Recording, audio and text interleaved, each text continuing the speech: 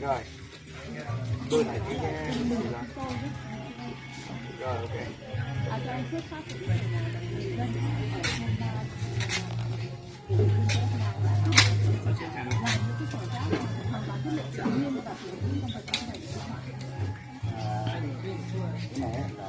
Cái này là theo quá trình sinh sống ở đây bác ở đây thôi. Nói nhìn em thì nhìn ngoài nhá, nhìn ngoài cho nó đẹp, nhưng mà lên thì nó đẹp, cứ nhìn lên nó.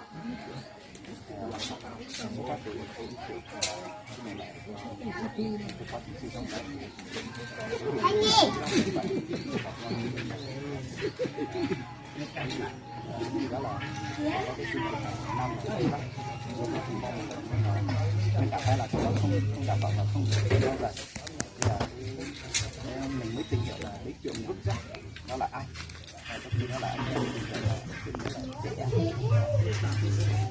mình là mỗi người là đồng bạc như là như mình làm như nào thì số cái đối tượng đó mình cho hậu quả của đó mình nói cái đối tượng là làm cái công vật thì tôi nghĩ của anh em là Việt Nam đa số là người ta con vật mình làm con vật thì tạo ra gần gũi và thân thiết đối với trẻ em thì chính xác đối tượng nó thế đến là bỏ ra một đó là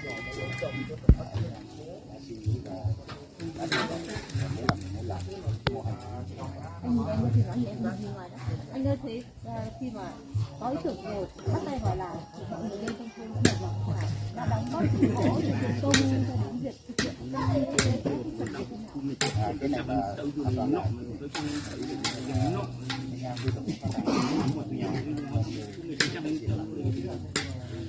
không có sức tiền bộ những bố này là chủ yếu là những bố tặng là không sử dụng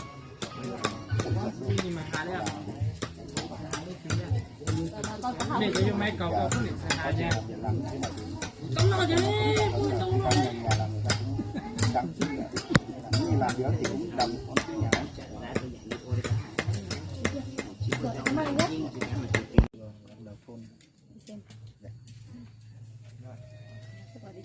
Đi chơi tháp, cắm tháp rồi đi chơi thức, nói chung là dành cho những ai mà thích học.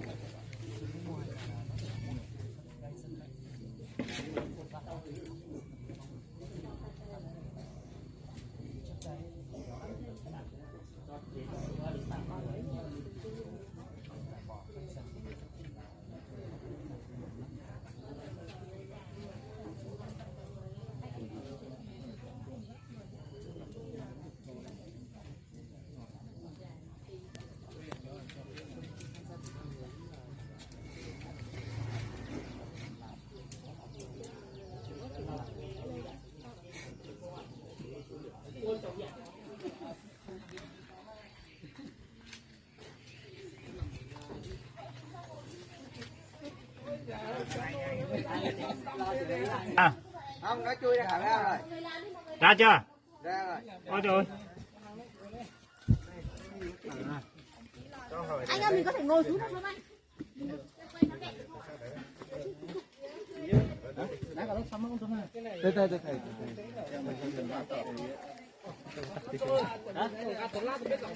Đây. Vậy giờ hai một hai từ nữa. Có anh nào đan giỏ không ạ? À đúng rồi, đan giỏ đây. Anh ơi nhờ ra đây luôn được không anh? Được. Ra đây ra luôn.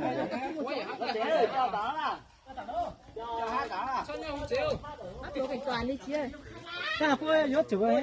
Hết chưa rồi. Những chó tờ ra nó lại.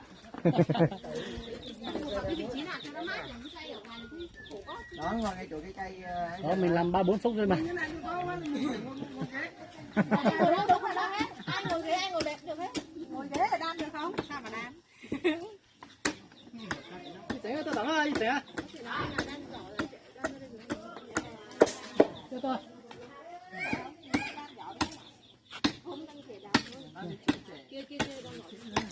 Cho tôi. Tôi tao bắt sao luôn. Ô. Cam này. Cam đi rồi. Cam đi. Vô đi tàu ngay tàu cái này. Mở hết nó nhá. Suta, lấy ra cúc. Suta, lấy ra trong kìa. đâu ra đây bỏ mũ đây không không phải bỏ được không có chọc cái đó tôi học của bố bia nào này bị chọc cái chọc bia có thể chọc Mạng. Trong này thằng khí rồi. Hả? Mà giờ gì nãy chỉ cấp đó ha. rồi còn một cây mà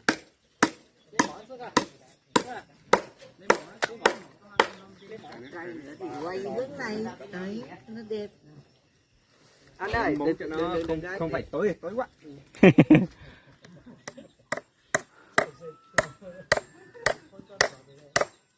vui lên nha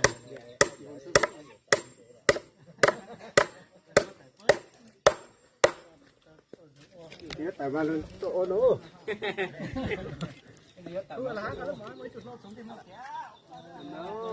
Mẹ sẽ ôn hỏi mẹ sẽ tải vào ngay cho mẹ á.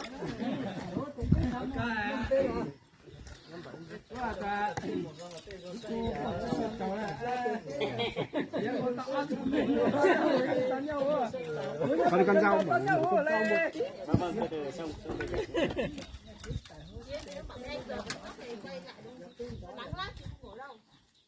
Anh có thể bê vào đây cho nó nắng không anh? Xay đấy, xay nắng nó quay xong rồi xay nắng. Yên tâm chị ơi, mình quên rồi không sao cả. Sao chỉ nắng thôi mình thì cái này quen rồi. người quay đây đúng không Rồi, phải người quay thôi. Chắc anh ra phơi nắng. Anh xả thêm xong rồi nó cho với anh vào trong mát rồi quay về.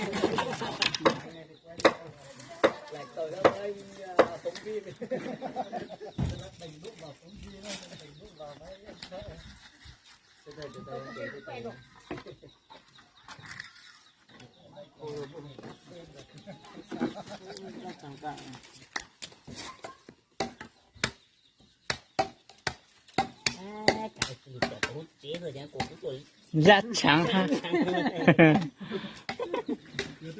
Anh cứ làm đi, anh làm xong rồi. anh chiêm người long Thôi cho anh mượn tí anh để em quay cả có hai người nhá. Em lấy cái ra để chạy. từ nha từ hai trẻ từ em lấy nét này Làm cho rác thì rồi để Một cả nhót chị ơi.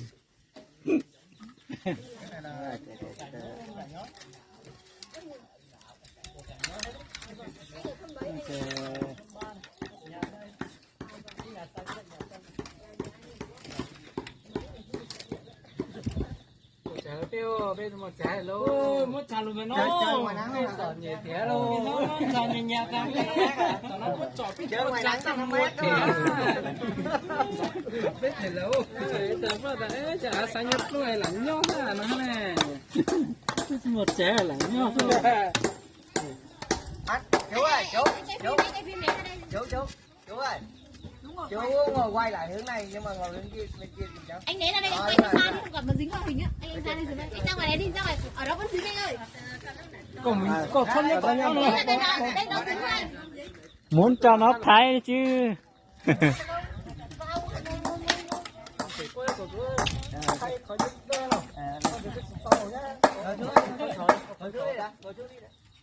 anh ngồi xuống đi đã anh ngồi xuống luôn anh ngồi này ra một chảy này đúng rồi anh ngồi xuống luôn đúng rồi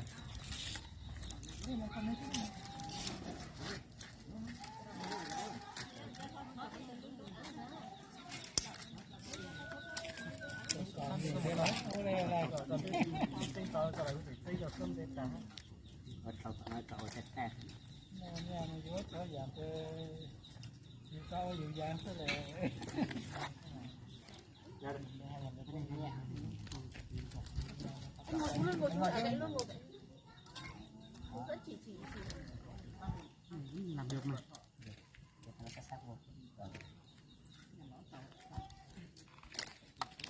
vậy là ta đã xuất toàn thôi đã là người quay cái kiểu khác rồi chứ. Nói chuyện nhanh, cứ nói chuyện bình thường, nói chuyện gì cũng được. Hai anh nói chuyện với nhau.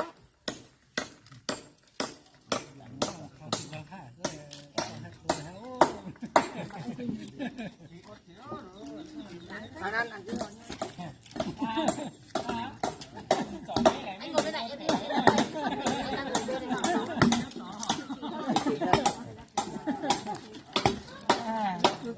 Qua bên này đúng thế từ từ thì chị anh chị rằng đây nói qua đây mình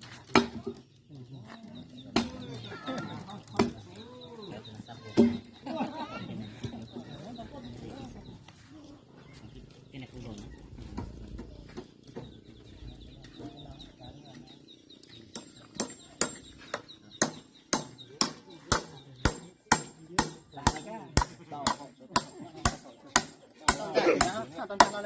rồi cha ta cứ ha ta thôi thì họ chỉ làm thật thôi đinh năng có đúng không đấy đinh năng còn cha tao mà số này như là nó thế rồi số tao ra đâu chế lúa tao giữa lượt đỉnh nhau nó cái này cá sáng cái này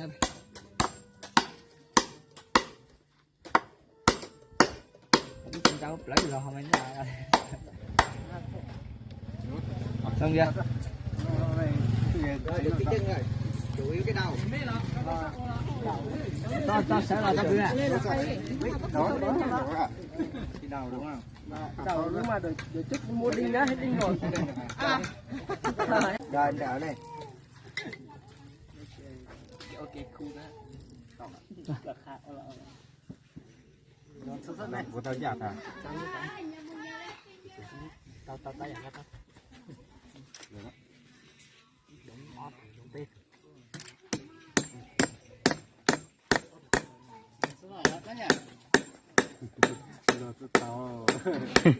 Tao nó chỉ là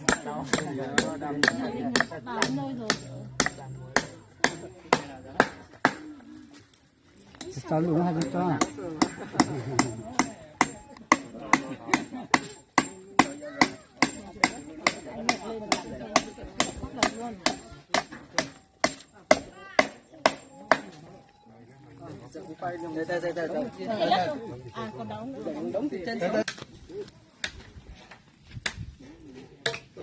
rồi làm đi anh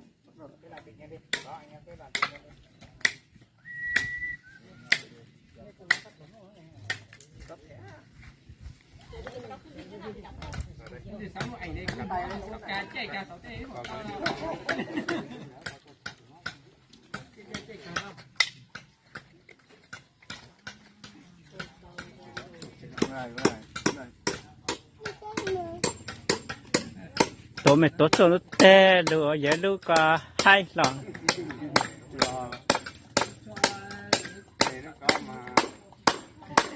cụ giàอยู่tinh mạnh nè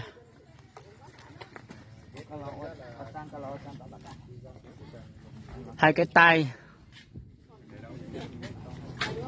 cho nó xa xa tí mới đẹp chứ bà hả cho nó xa xa tí nè xa tí tập bút hả bà hả bút không ta đúng rồi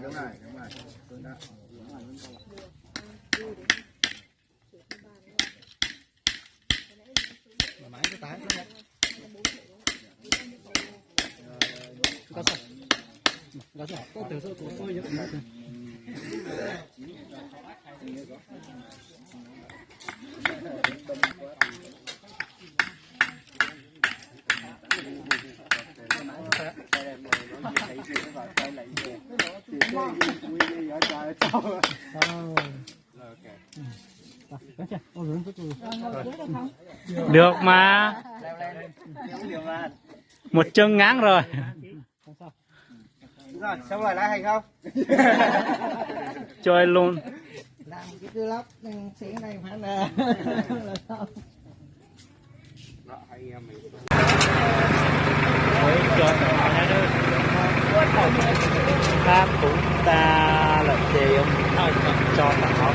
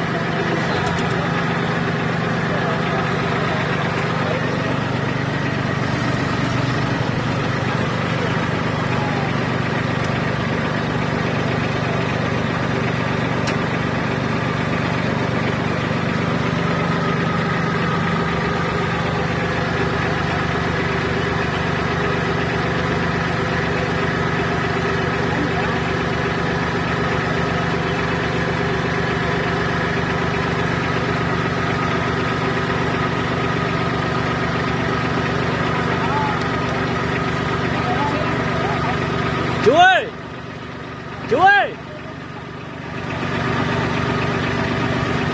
ra bao giờ à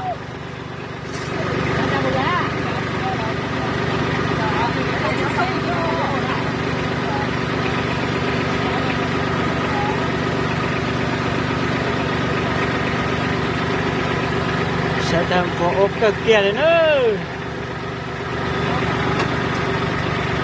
tao kẹt tay mà rồi mà tao tay đâu ra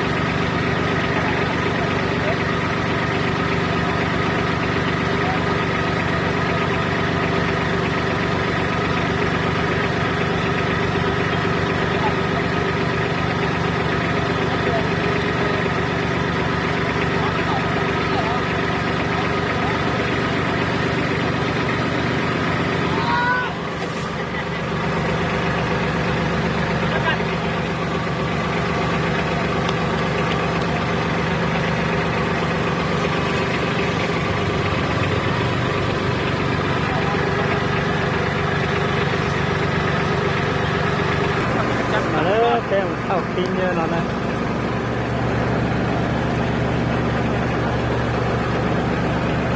cho nó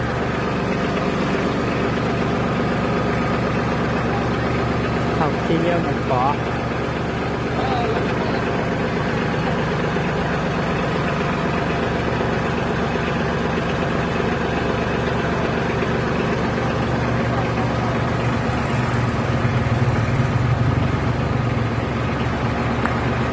tao à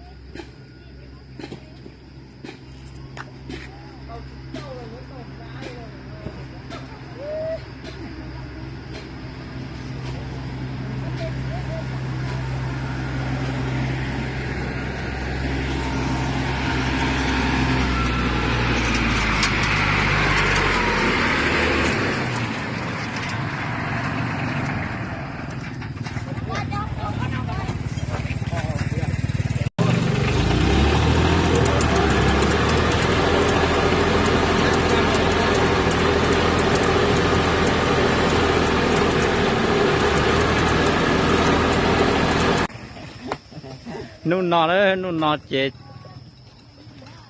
lỡ cho nó một khẩu khiên nhớ nữa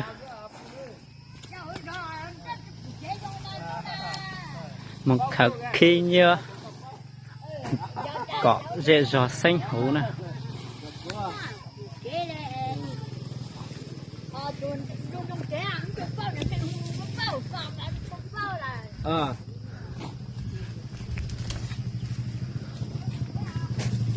có chỉnh có để nó hay khi nhớ này cái tao cả tôi nhà tôi cái ông mà nhắc tên rồi tôi nhà nó cái mua cho cũng rau này nhà bây giờ cho thì mà bây mua dùng kia tức khâu là khâu đu lù chết thâu mà xong rồi tao ta thì mới cho tôi mua cho rau thì tao mình lên tao lên tao còn gì đi mua lọ nhà nó mà mua những mua tận dù có món cho ớt chỉ trong theo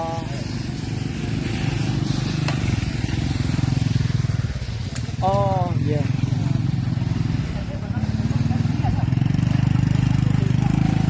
nó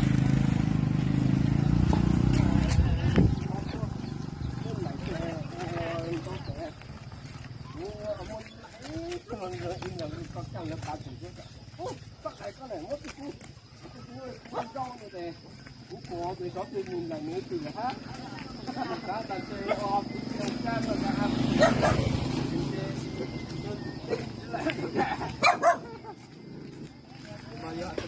hai cơ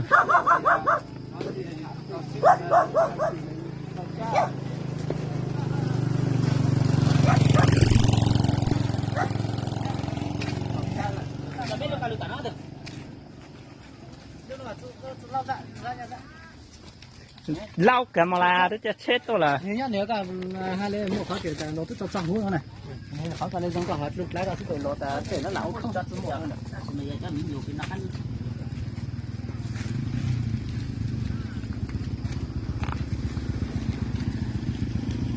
lúc mà cái gì nó còn lò ta lúc nó còn lò nó xanh cái cho nhiều nó cam mi phù hợp ai giờ đông áo đồ kệ cam bục lọc cam mi theo như thế à giờ chúng mua na để cả mỗi lần na chả có rau của tao à mỗi lần na chả rau hơi chén chứ nó một tí rồi đó lâu rồi tôi chơi gì chạy có chơi trò ăn chứ nè chơi na sao tao đó chơi có chơi trò chơi na sao có đừng chơi nó bỏ ra nó cho nó hết là mỗi lần chả có những mỗi cái bỏ thay rồi là có chuyện của con gái năm trăm đưa này thì bỏ xuống bỏ này thì con lên mà chỉ phứ kha cho cụ cho phèn bao hết tụi nó ác chi nó phứ này ồ tôi nói giờ một ly nữa dây núi không phải cái này là dây núi hà lù mông xưa nói giờ mẹ nhà sao đây mẹ to xe đây mẹ trung này trung mà sao tôi được đấy em nữ ô giảng lắm xưa